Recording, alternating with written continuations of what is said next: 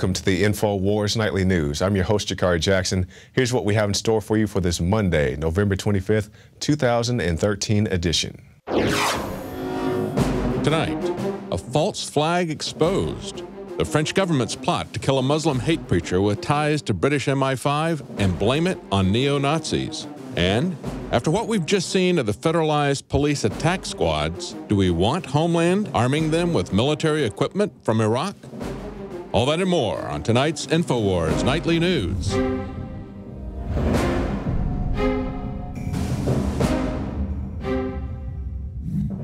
And welcome back. Our top story tonight, France planned false flag terror attack in Britain. Now, this is a story by Paul Joseph Watson. French intelligence services plan to stage a terror attack in Britain and then blame it on neo-Nazis in a bid to assassinate hate preacher Abu Hamza, according to an investigation by pressure group Hope Not Hate. The plan to kill the infamous hook-handed hate preacher Abu Hamza was the result of growing frustration by the French security services over the inaction of British authorities in the face of the growing threat of Islamic terrorists. Specifically, the French suspected Abu Hamza of having links to the terrorists responsible for the 1995 Paris metro bombings. Now, the common question is, why would a country have a false flag? Why would they have this self-inflicted wound? Whether it's the Gulf of Tonkin that affected us here in the States or the German Reichstag incident, these things have various motivations, political, financial. Wars cost a whole lot of money, military engagements and so forth. There are various reasons. There's no one set deal, but I wouldn't put past any government or any administration to attempt to pull off a false flag. Now, something that concerns my privacy a great deal, we have this revealed: Northrop Grumman's unmarked gray helicopter drone.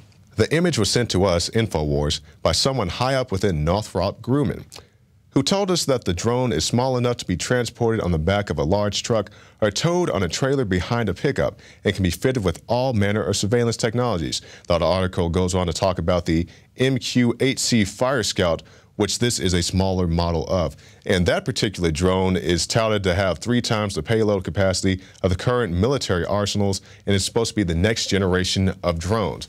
So whether it's big things like this, the Predators, even some of the smaller things that you can get at your retail stores, I'm not a big fan of drones. Yes, they can be used for search and rescue, not search and destroy, also combating forest fires and things such as that. And, the rationale is always, well, instead of, having some guys up in a helicopter looking for drug dealers and looking for patches of, marijuana being grown, we can just fly these things around. I don't want you flying anything around looking for something without a warrant. It's just another extension, another thing to take away your personal privacies, just like the red light cameras and the toll cameras. I'm not a big fan of drones, but if the government has them, I think I should have the right to have one too.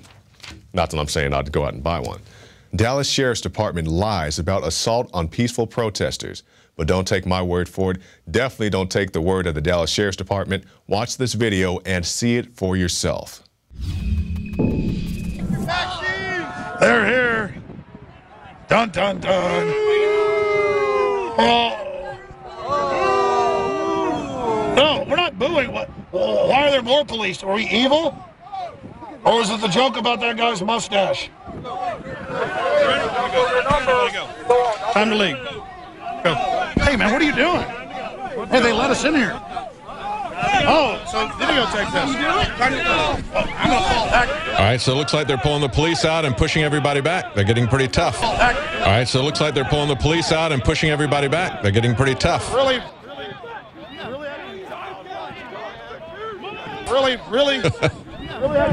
For people who are listening to us live, they let them in, and now they've got the police are shoving people, shoving Alex, shoving the crowd. Here we go, folks. I'm being assaulted by police. Hey, you gotta get off my cord, man. North Korean thugs. These are people who don't believe in the First Amendment. You guys are engaging in tyranny. Absolute disgusting. Why did you guys let us in here to do that? They let them in the area. They told them they could come in, and now they're coming in like they're trespassers, punching and shoving people. Look, they're really. Look, they got a gun against the fence. You guys. We're live in Dallas. We're going to get sued big time. You know that, right? Oh, listen. I want video of all these goons' faces. Look at those fat pigs. Oh. Look at that guy. I About want the 400 particular pounds, one. I want them 5 all. feet tall. Well, I hope you guys enjoy this. It's all on tape. You guys are unbelievable. Unbelievable thuggism. We are going back. I saw you guys punch that guy in the face for no reason. Unbelievable. You're pushing the camera into my face. You're pushing it into my face. This is the criminality, ladies and gentlemen, of the government. They are so angry that we came over there. They said they were supposed to let us in, and they let us in, and then they assaulted us without even asking us to leave. This is unbelievable, and I'm telling you, we have proven the tyranny now. We have absolutely proven. And in more police state news, we have this: spoils of war, police getting leftover Iraq trucks.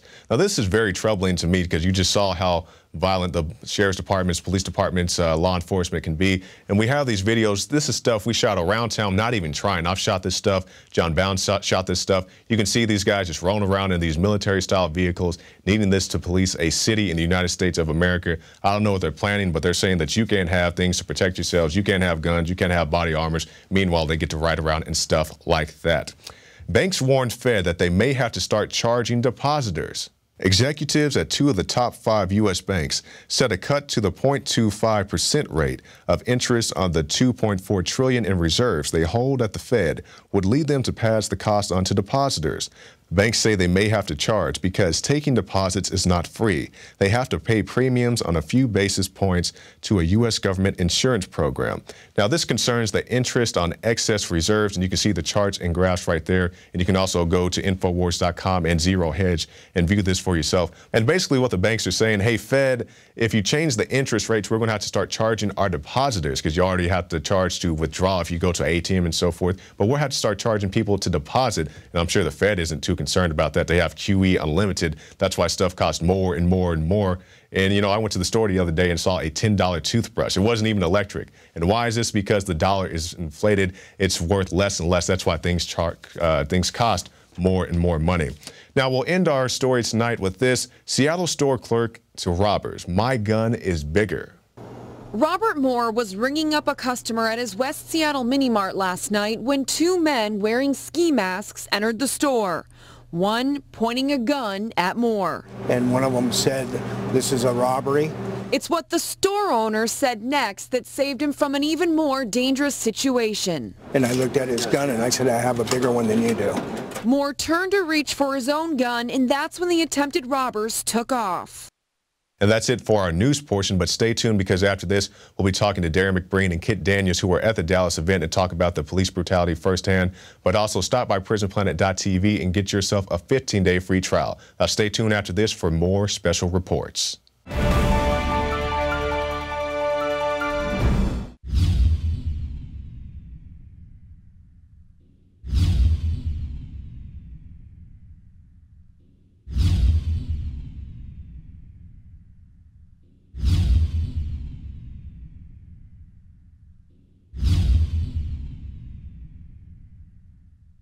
My friends, Alex Jones here to tell you about some of the most important information concerning you and your family's health. Radiation levels have more than doubled in the last 60 years in the Northern Hemisphere from all of the nuclear testing and radiological accidents. Radioactive contamination is now in most of the food supply. There's only 2 ways to avoid this: move south of the equator or properly protect your thyroid with nascent iodine. Looking to protect my family, I've done deep research. Nascent iodine is the purest, cleanest, absolute best form of iodine to protect yourself and your family. It's made right here in the USA, completely non-GMO. I searched out the best quality and now have developed a double-strength form of nascent iodine, exclusively available at InfoWarsLife.com. Nascent iodine is on record as one of the only safe ways to detox from fluoride poisoning. Survival Shield Nascent Iodine. Secure your super high-quality nascent iodine today at InfoWarsLife.com. That's InfoWarsLife.com.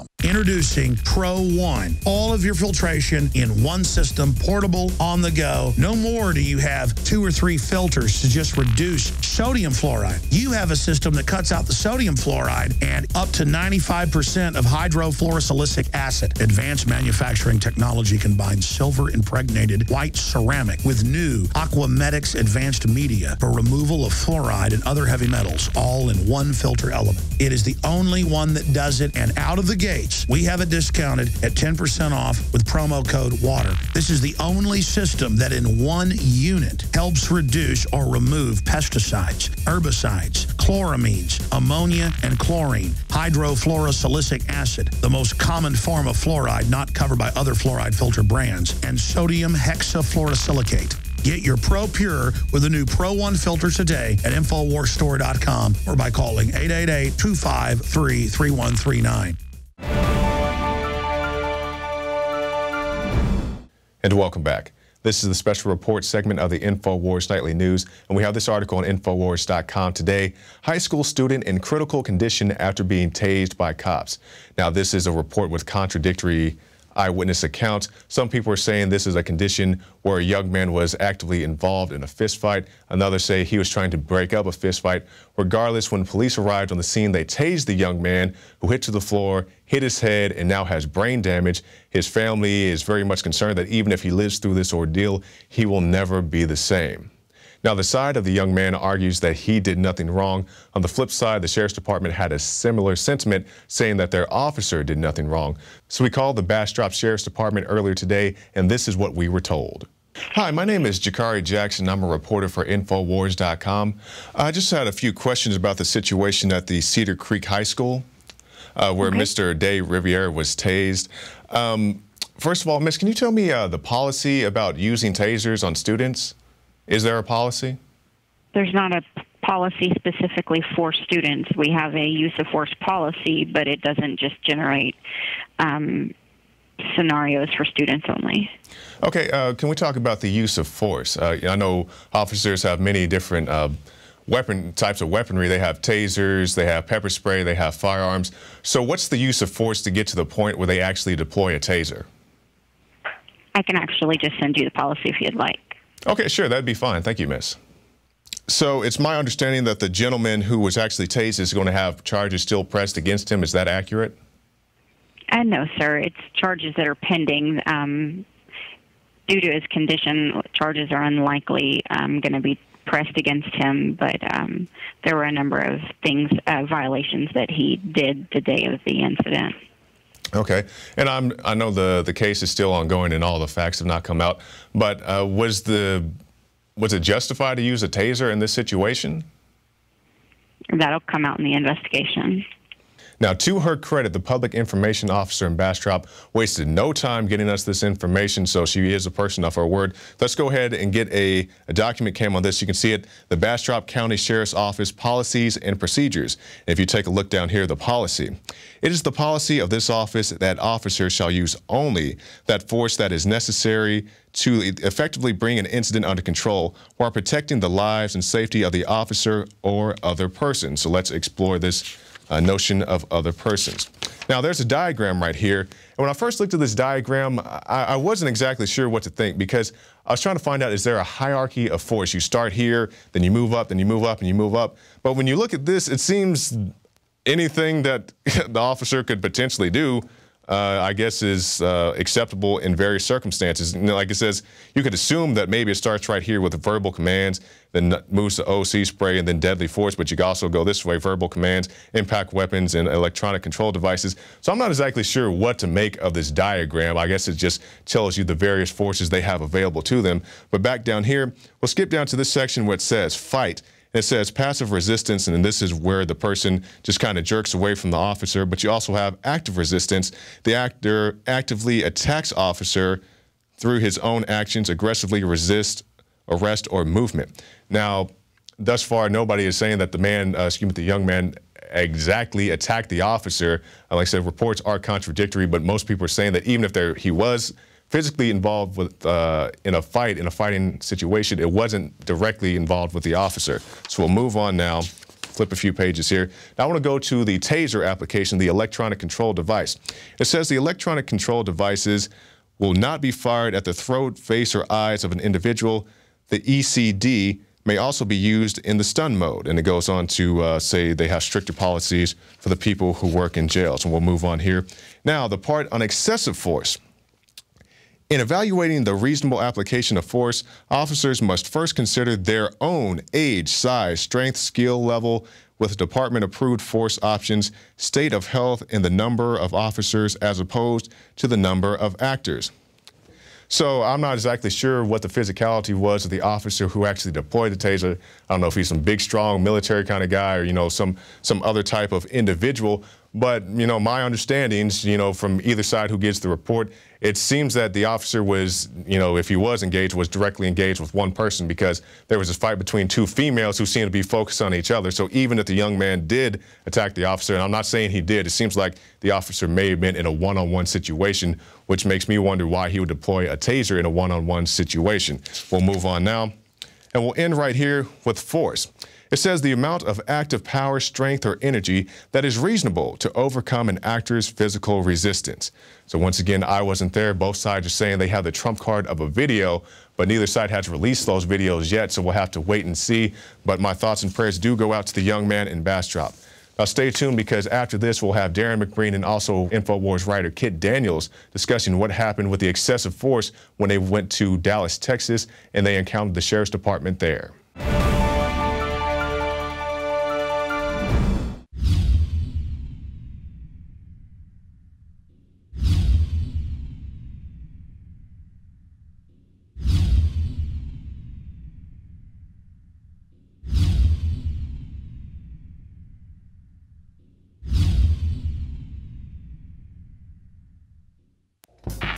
We're on the march. The Empire's on the run.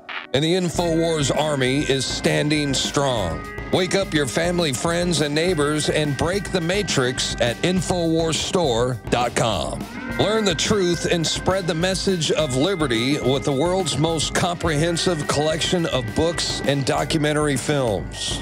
Maintain a healthy metabolism and energize your body to perform at peak health with Survival Shield Nascent Iodine. Protect your family and be prepared with survival foods and emergency preparedness kits. And now you can drink safe water with your own ProPure water filtration system, which removes fluoride and other harmful chemicals from your family's water supply. Save 10% with the promo code WATER. So join the revolution. InfowarsStore.com.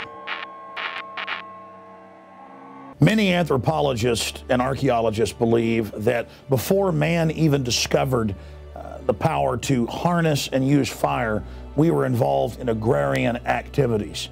That is, taking the seeds of plants and then replanting them to produce more. The very foundation of our modern civilization and human culture is centered around the planting and cultivation of edible plants. Here are some of the amazing deals at Infowars Seed Center at InfowarsShop.com.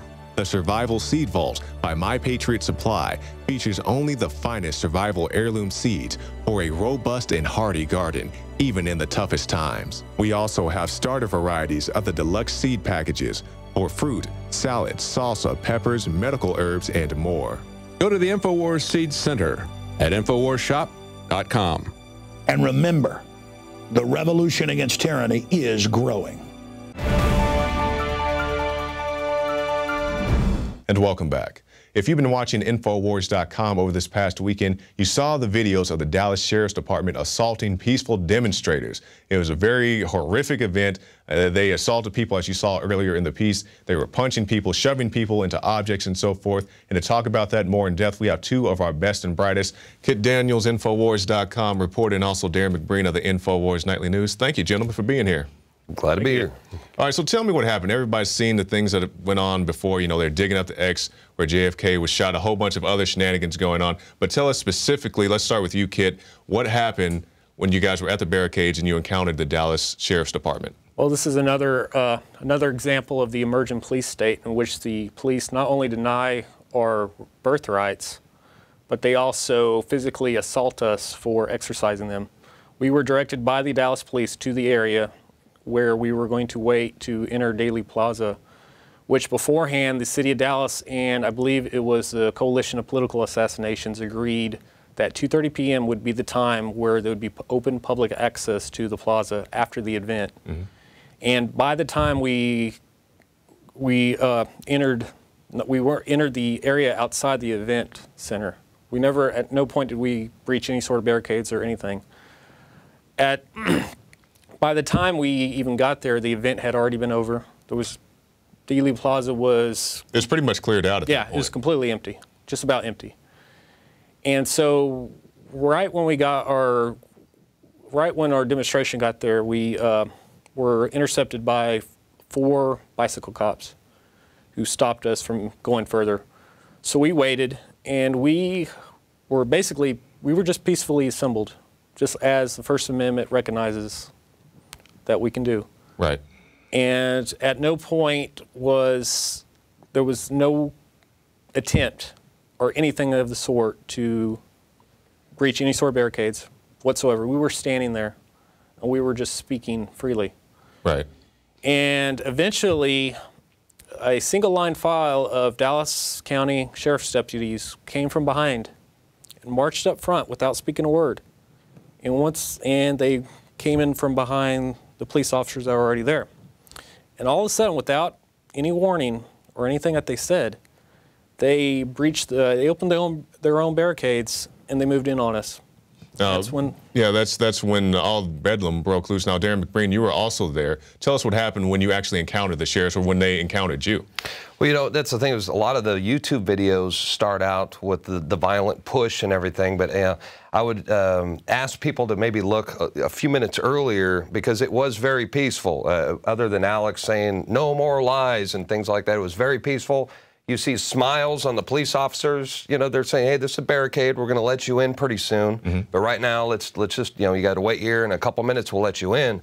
Then we see over 24 of these, the police officers dressed in black. That's when they came in, and that was the sheriff's department. They just suddenly, all of a sudden, bam. And very violently. We've seen the footage. There's very famous footage of Alex being right there. The cops are grabbing his collar, shoving him back. Also, Rob Jacobson, one of our camera guys, one of our editors, was there as well. Josh got shoved. I got shoved. They would stop for a second, then they would continue to do so, and they kind of corralled us in a corner. And a lot of people, we were more than upset of being manhandled. I mean, that was part of it. But I think the real anger and the real disgust was the fact that here we are there to peaceably assemble and demonstrate. Okay, that's right in the Constitution. So we felt that we were violated big time. Oh, you definitely were. You didn't have to feel violated, because you can see the footage right there on your screen. And, absolutely. It's very unfortunate how the sheriffs decided to display themselves that day. They're not only pushing grown men who are peaceful to begin with, but also children. We've seen things. Kit Daniels, what did you see on the scene? Well, I interviewed one gentleman who pointed out something that I noticed at the time, and he said that the police there, they were pushing and shoving people indiscriminately. It didn't matter who you were. If you were within that radius of that area, you're going to get pushed and shoved. And what really startled me the most was the fact that they pushed us at least 1 city block away. Right. And there was I think it was the Old Red Museum between Daley Plaza and the JFK Memorial Plaza. They pushed us past that into the Memorial Plaza. And then the next day, the Dallas News came, printed us a statement from the spokesperson for the Dallas County Sheriff that said that the reason we were forcibly moved was because we refused to obey.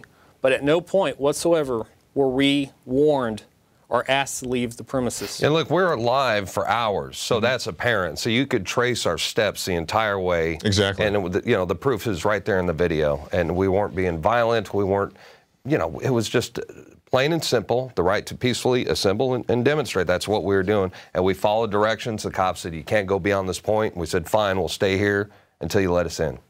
And it's a very unfortunate thing. Like I said, you were peacefully there. Everybody can go to the archives of PrisonPlanet.tv, YouTube, Infowars.com, and trace your steps, just like you said. Now, tell me what happened after this. So, you know, most of the hubbub is over. The police have pretty much ceased shoving you guys around. What happened at that point? Well, what happened afterwards is this whole operation, you know, this whole protest, I believe, is going to backfire on the mainstream media, on the establishment completely, because a lot of people who weren't necessarily, they don't have an opinion on John F. Kennedy, whether he was assassinated by a lone gunman or several people, if it was a conspiracy or not.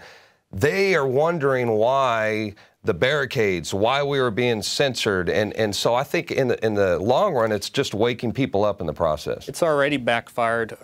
I've seen the articles from the local media affiliates that spoke about the rally, and they kind of spun it into favor with the Dallas County Sheriff's Department. And everybody recognizes the spin. And I would say 95 to 99% of the comments sections are saying, hey, you all are lying. This is what really happened. Yep. This is why we have seen time and time again where mainstream media outlets have been moving to close down comment sections because they don't want the truth coming out.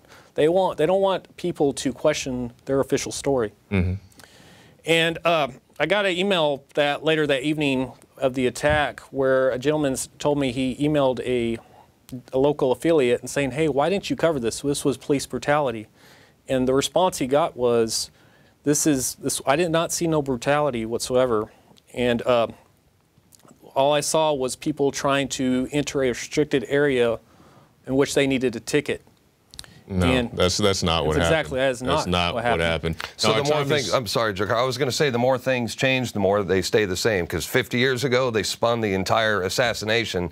And if anything, the media is just continuing to go down that slope. Yeah, the spin doctors are still at work. I remember the day of the rally, you guys were out there, and one of the big networks is on TV calling James Tague, one of the survivors, the guy who actually got hit by a ricochet. Yep. And they're calling him a conspiracy theorist, a guy who was there who got shot by a ricochet. And he was the keynote speaker during the 40th anniversary of the JFK assassination. Definitely a historical person in American history. By all means, he should have been there. Exactly. It's very interesting that this all happened with the backdrop of the anniversary of the JFK assassination. Even though that's not why we were there because of the censorship the city of Dallas was promoting for the event.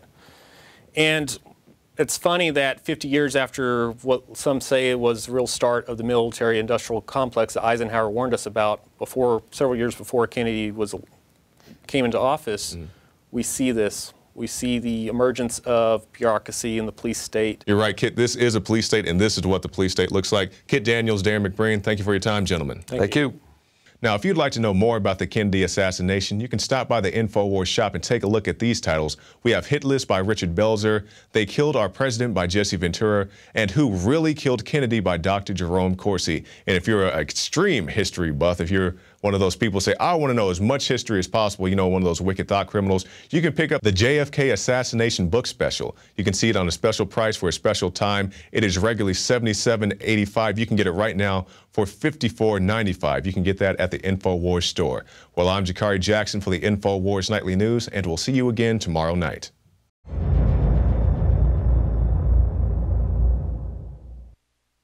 Now you can watch The Alex Jones Show live as it happens at Infowars.com/show.